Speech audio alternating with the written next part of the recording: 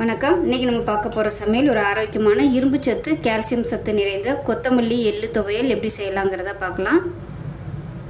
இப்போ ஒரு பேன் எடுத்துக்கலாம். இதில் பார்த்தீங்கன்னா நல்லா ஒரு 3 டீஸ்பூன் அளவுக்கு எண்ணெய் விட்டுக்கலாம்.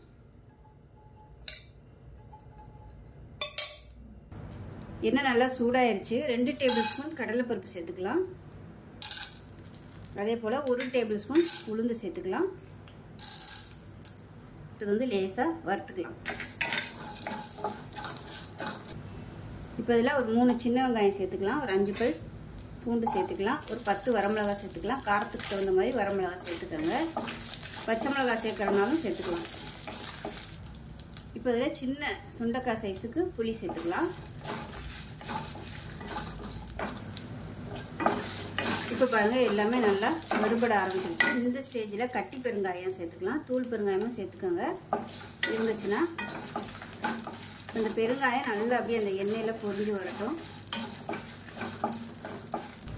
இப்போ இதில் நல்லா ஒரு 2 ஸ்பூன் அளவுக்கு எள்ளு சேர்த்துக்கலாம்.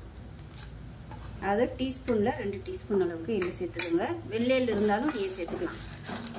எள்ளு கடைசியாகவே சேர்த்துக்கோங்க. ஏன்னா டக்குன்னு அது ஃப்ரை ஆயிரும். அப்புறம் ரொம்ப கசப்பு வந்துடும். இப்போ ஒரு கட்டு அளவுக்கு கொத்தமல்லியில் சேர்த்துக்கலாம். சேர்த்துட்டு கேஸ் அமர்த்திடுங்க. ரொம்ப வதக்கணும்னு அவசியம் இல்லை. அந்த சூட்டிலே கொத்தமல்லி வதங்கினா போதும்.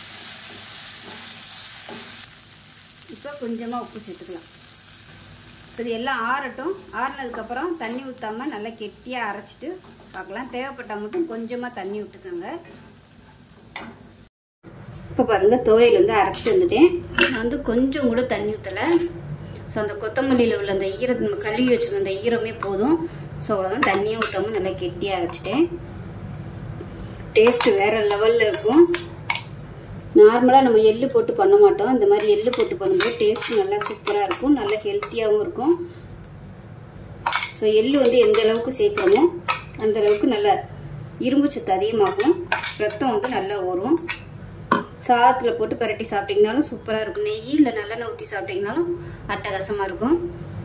இட்லி, தோசை, சப்பாத்தி கூட தொட்டுக்கலாம். இதில் விருப்பப்பட்டால் கொஞ்சமாக நீங்கள் தேங்காய் கூட சேர்த்துக்கலாம். தேங்காய் சேர்க்கலைன்னா அளவு வந்து கொஞ்சமாக வரும். தேங்காய் சேர்த்திங்கன்னா கொஞ்சம் கூட வரும்.